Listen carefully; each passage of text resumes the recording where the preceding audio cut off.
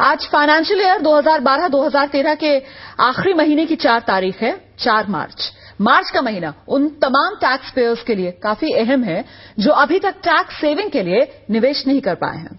तो ऐसे करदाताओं के लिए 31 मार्च तक का ही वक्त बचा है। आज मेरा घर मेरी जेब के साथ हाजिर हूं मैं रुमाना निसार खान। इस खास पेशकश में आज हम बात करेंगे टैक्स प्लानिंग की। बताएंगे आपको क्या ऑप्शंस हैं आपके पास टैक्स फ्री इन्वेस्टमेंट के लिए। तो आइए शुरू करते हैं मेरा घर मेरी जेब।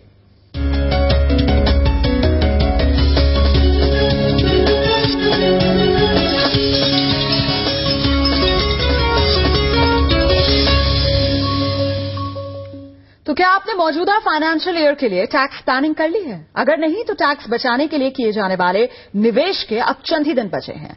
टैक्स फ्री इन्वेस्टमेंट की आखिरी तारीख 31 मार्च है। अगर आपने अब तक टैक्स बचाने के लिए निवेश नहीं किया है तो फिर देख लीजिए कि आपके पास ऑप्शंस क्या हैं।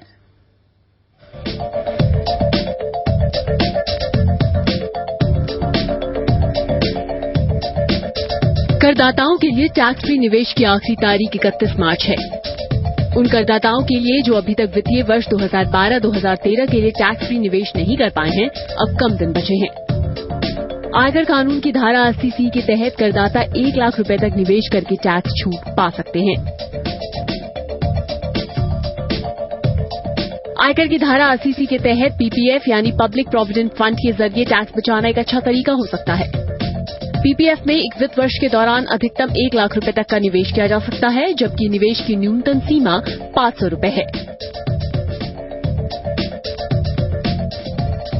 आयकर की धारा 80C के तहत जीवन बीमा में 1 लाख रुपए का निवेश किया जा सकता है। हालांकि वित्तीय सलाहकार जीवन बीमा को निवेश नहीं मानते, लेकिन इसमें टैक्स तो बचता ही है। किसी हादसे में आपके परिवार को आर्थिक सुरक्षा भी मिलती है। जीवन बीमा की पॉलिसी जरूरत के हिसाब से चुननी चाहिए।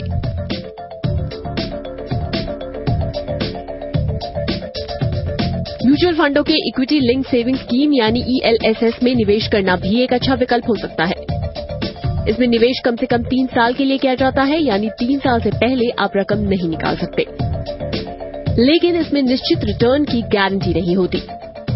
अगर बाजार अच्छा रहा तो आपको ज्यादा फायदा भी हो सकता है, जबकि बाजार गिरने पर नुकसान की आशंका भी बनी रहती है। 7, 8, 10 साल बाद में आपको ये पैसा चाहिए, बीच में आपको पैसे की जरूरत नहीं पड़ेगी।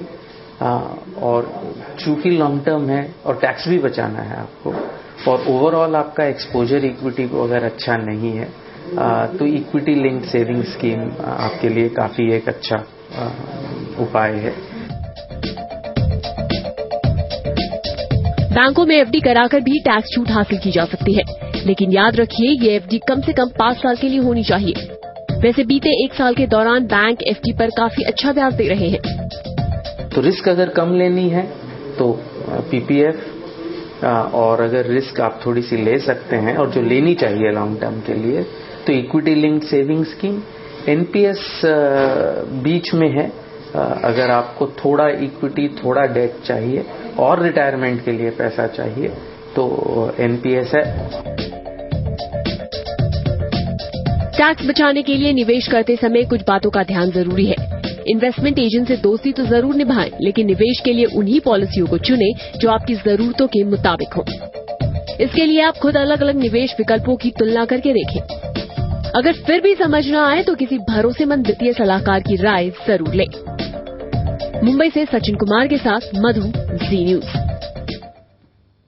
तो फाइनेंशियल ईयर 2012-2013 खत्म होने वाला है। मौजूदा वित्त वर्ष में टैक्स बचाने के लिए निवेश की आखिरी तारीख 31 मार्च है। ऐसे लोगों के मन में कई सवाल होंगे जिन्होंने अब तक टैक्स की प्लानिंग नहीं की है। पैसा कहां लगाएं? क्या पैसा एक मुश्त लगाया जाए? 2-3 विकल्पों में किस तरीके से बैलेंस बिठाया जाए? सवाल यह भी होगा कि ऐसा निवेश का विकल्प कौन सा रहेगा जहां टैक्स की तो बचत हो ही, साथ ही साथ रिटर्न भी अच्छा मिल जाए। तो इन तमाम सवालों का जवाब जानने के लिए हमारे साथ टैक्स प्लानिंग पर बातचीत करने के लिए मुंबई से खास मेहमान जुड़ रहे हैं। हमारे साथ मौजूद हैं हमारे फाइनेंशियल एक्सपर्ट हेमंत रस्तोगी। हेमंत जी, बहुत बहुत स्वागत है आपका जी न्यूज में। हेमंत रस्तोगी जी से अपनी इस बातचीत को आगे बढ़ाएंगे, लेकिन उससे पहले जरा विकल्पों की बात कर लेते हैं जिसमें पैसा लगाकर आप टैक्स बचा सकते हैं। पीपीएफ टैक्स प्लानिंग का एक बेहतरीन ऑप्शन माना जाता है।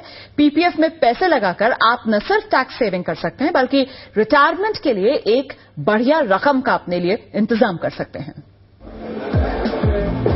पैसे से पैसा कमाने और भविष्य के लिए बचत करने के कुछ सबसे अच्छे विकल्प में पीपीएफ की गिनती की जाती है। वजह यह है कि इसमें निवेश करना बेहद आसान है, साथ ही ये देश के ज्यादातर लोगों की पहुंच में भी है। ये आपको देखना है कि आपकी रिक्वायरमेंट क्या है, कितने दिनों के लिए आप पैसा इन्वेस्ट कर सकते हैं, किस उद्देश्य से आप पैसा इन्वेस्ट कर रहे हैं, क्या लॉन्ग टर्म के लिए कर रहे हैं, शॉर्ट टर्म के लिए कर रहे हैं, क्या लिक्विडिटी चाहिए आपको, आपकी रिस्क प्रोफाइल क्या है। अगर आपकी रिस्क प्रोफाइल लो है और लॉन्ग टर्म के लिए आप पैसा इन्वेस्ट कर रहे हैं तो पीपीएफ एक अच्छा उद्देश्य। पीपीएफ में पैसा लगाना काफी आसान है। एक बार पीपीएफ खाता खुलवाने पर ये 15 साल तक चलता है। 15 साल की अवधि पूरी होने पर निवेशक चाहें तो इसे बढ़ा सकते हैं।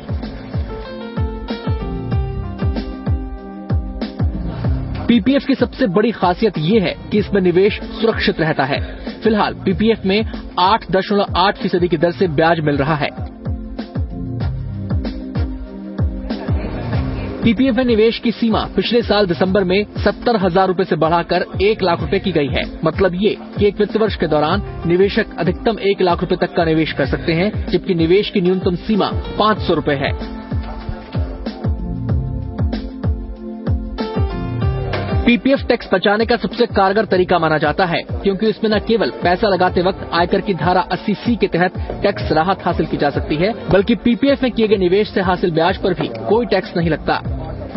लेकिन कंप्लीटली टैक्स फ्री है तीनों ही स्टेजेस पे। जब आप देंगे, जब आपको डिडक्शन मिलेगा, ब्याज टैक्स फ्री है आपका, और जब आप निकालेंगे 15 साल बाद वो पैसा तो तभी भी वो टैक्स फ्री है।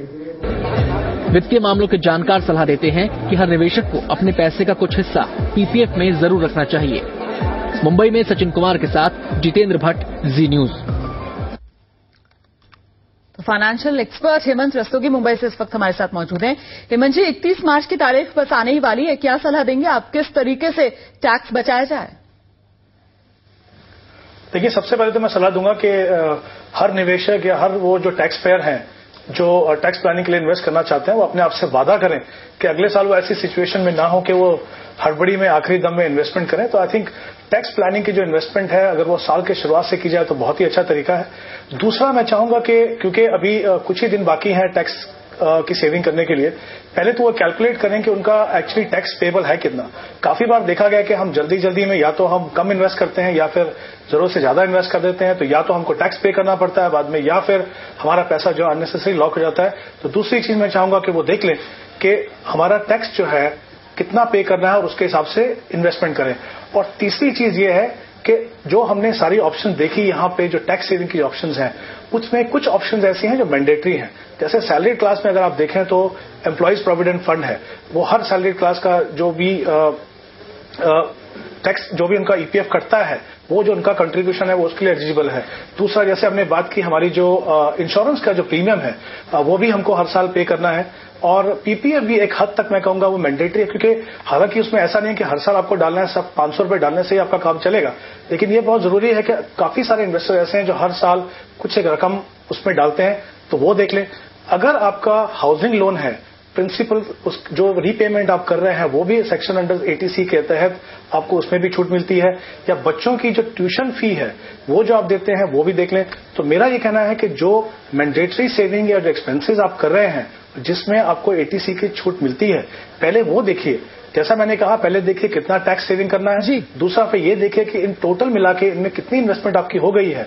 उसके बाद आप बाकी ऑप्शंस को देखिए, और उसमें भी सही तरीका ये है कि आप अपनी जो टैक्स सेविंग की इन्वेस्टमेंट है उसको ओवरऑल अपनी इन्वेस्टमेंट प्लानिंग का हिस्सा बनाइए। कई बार क्या होता है कि हम अपनी इन्वेस्टमेंट प्लानिंग उसके बाद किस तरीके से की जाए, इन तमाम बातों पर गौर करने के बाद जो महत्वपूर्ण बातें हमें हेमंत रस्तोगी जी ने बताई, इस पर भी उनसे बातचीत को आगे बढ़ाएंगे। फिलहाल छोटा सा ब्रेक, और ब्रेक के बाद जब लौटेंगे तो बात नेशनल पेंशन सिस्टम की भी करेंगे, जिसमें निवेश करके टैक्स तो बचेगा ही, बुढ़ापे के लिए एक सहारा भी आपके पास तैयार हो जाएगा।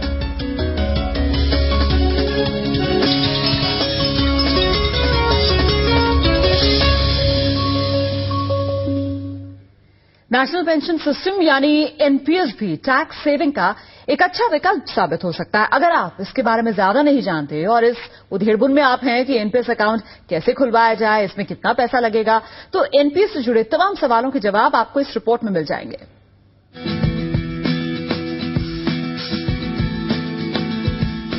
एनपीएस सरकार द्वारा मंजूर एक पेंशन स्कीम है जिसमें 18 साल से 60 साल के बीच के भारतीय नागरिक पैसा लगा सकते हैं।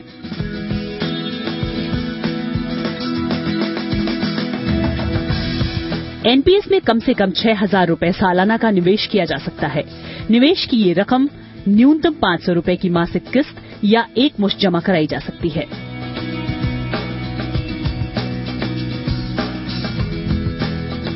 एनपीएस में 2 तरह के खाते होते हैं, टियर 1 अकाउंट और tier 2 account. Tier 1 account NPS का वो अकाउंट है जिसमें न्यूनतम 6,000 रुपए जमा कराने होते हैं। टियर 1 अकाउंट से निवेशक पूरा पैसा नहीं निकाल सकते, हालांकि आंशिक निकासी की जा सकती है। एनपीएस के टियर 1 अकाउंट की यही खूबी इसे बेहतरीन पेंशन स्कीम बनाती है। जबकि टियर 2 अकाउंट में बचत का विकल्प होता है। कोई निवेशक चाहे तो इस अकाउंट में जमा पैसे जरूरत पड़ने पर निकाल सकता है। टियर 1 अकाउंट एनपीएस के लिए अनिवार्य होता है, जबकि टियर 2 अकाउंट स्वैच्छिक रूप से खुलवाया जा सकता है।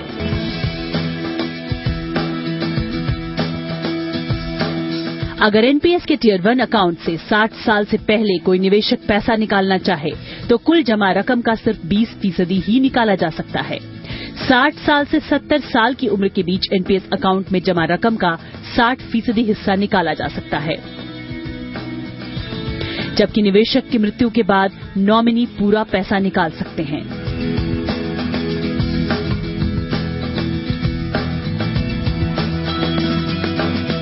एनपीएस लंबी अवधि तक चलने वाली निवेश योजना है।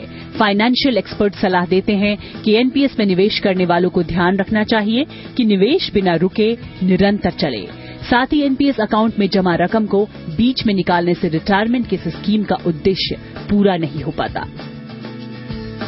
जितेंद्र भट्ट के साथ bureau report, Zee News. Financial expert Hemant Rastogi ji लगातार इस खास पेशकश में हमारे साथ बने हुए हैं। हेमंत जी, जो प्राइवेट सेक्टर में खासतौर से लोग काम करते हैं और पेंशन की जिन्हें फिक्र सताती है रिटायरमेंट के बाद, तो एनपीएस किस तरीके का विकल्प?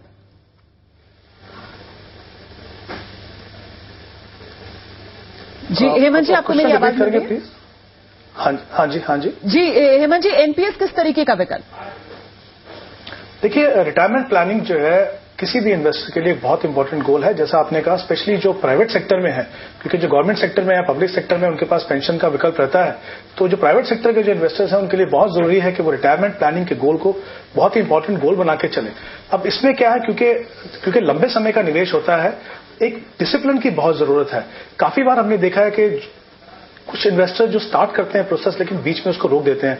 तो अगर मैं उस पॉइंट ऑफ व्यू से देखूं, क्योंकि एनपीएस में थोड़ी रिजिडिटी है, आप पैसा नहीं निकाल सकते हैं, तो मुझे लगता है उस पॉइंट ऑफ व्यू से एनपीएस एक डेफिनेटली एक अच्छा विकल्प है।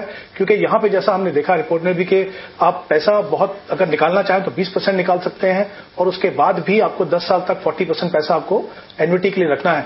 तो जहां तक एक्यूमुलेशन फेज की बात है, जमा करने की बात है, आई थिंक उस स्टेज में जो डिसिप्लिन रहता है वो बहुत ही इंपॉर्टेंट है। क्योंकि होता क्या है इसमें कि अगर बीच में आप पैसा निकाल लेंगे तो ना आपको पावर ऑफ कंपाउंडिंग का फायदा होगा, ना ही आप जो कॉर्पस जमा करना चाहते हैं वो मिलेगा। तो उस पॉइंट ऑफ व्यू से टियर 1 अकाउंट जो मैंडेटरी है एनपीएस में, वो काफी अच्छा विकल्प है। एक्सपेंसेस के पॉइंट ऑफ व्यू से अगर मैं देखूं तो उसके एक्सपेंसेस जो है बाकी ऑप्शन से कम है। लेकिन प्रॉब्लम यहां पे क्या है कि मैक्सिमम पैसा जो आप इक्विटी में लगा सकते हैं वो सिर्फ 50% है। तो अगर आप बहुत यंग हैं, आप चाहते हैं कि इक्विटी में आपका एक्सपोजर ज्यादा रहे, तो शायद वो एनपीएस में आपको ना मिल सके। लेकिन तो अगर आप एक बैलेंस तरीके का पोर्टफोलियो बनाना चाहते हैं, जो शुरू की गई है सरकार की तरफ से, जिसका दायरा बढ़ा दिया गया है, अब 12 लाख रुपए जिनकी सालाना है, अगले साल से उनको भी इसका फायदा मिल पाएगा? हाँ, देखिए, जो राजीव गांधी इक्विटी स्कीम है बेसिकली वो उन इन्वेस्टर्स के लिए जिन्होंने कभी इक्विटी में इन्वेस्ट नहीं किया हो। उसकी डेफिनेशन वहां पे क्या रखी गई है कि आप 23 नवंबर 2012 से पहले आपका डीमैट अकाउंट नहीं होना चाहिए, और अगर डीमैट अकाउंट है तो आपने कोई शेयर नहीं खरीदा होना चाहिए। उसमें म्यूचुअल फंड के आप इन्वेस्टर हैं तो उसमें कोई ऐसी रिस्ट्रिक्शन नहीं है, लेकिन आपके शेयर्स में इन्वेस्टमेंट नहीं होना चाहिए। अब इस बजट में उस दायरे को बढ़ा के इनकम जो है वो 12 लाख कर दी गई है। यानी अगर आपने फर्स्ट टाइम इन्वेस्ट किया हो ना किया हो पहले, तो आप इसमें इन्वेस्ट कर सकते हैं। एक कॉम्बिनेशन भी बना सकते हैं आप। पीपीएफ जैसा आपने देखा पहले, डेट का बहुत ही अच्छा ऑप्शन है जी। वो, और इक्विटी लेंडिंग स्कीम और जो साथ में जो आरजीईएसएस है, उसका जो कॉम्बिनेशन है वो भी अपने आप में रिटायरमेंट के लिए काफी अच्छा विकल्प बन सकता है। बहुत बहुत शुक्रिया हेमंत जी। यकीनन आपने जो टिप्स दी हैं उसको मानकर जो हमारे दर्शक हैं उन्हें एक खासा फायदा हो पाएगा। तो आज मेरा घर मेरी जेब में इतना ही। कल यानी मंगलवार को बात करेंगे ड्रीम होम की। आपको बताएंगे बजट में घर का सपना कितना पास कितना दूर हुआ है। मेरा घर मेरी जेब में कल 3:30 बजे अब आपसे एक बार फिर से मुलाकात होगी। तो इसी के साथ वक्त छोटे से ब्रेक का है। ब्रेक के बाद फौरन लौट रहे हैं नॉन स्टॉप टॉप 10 के साथ।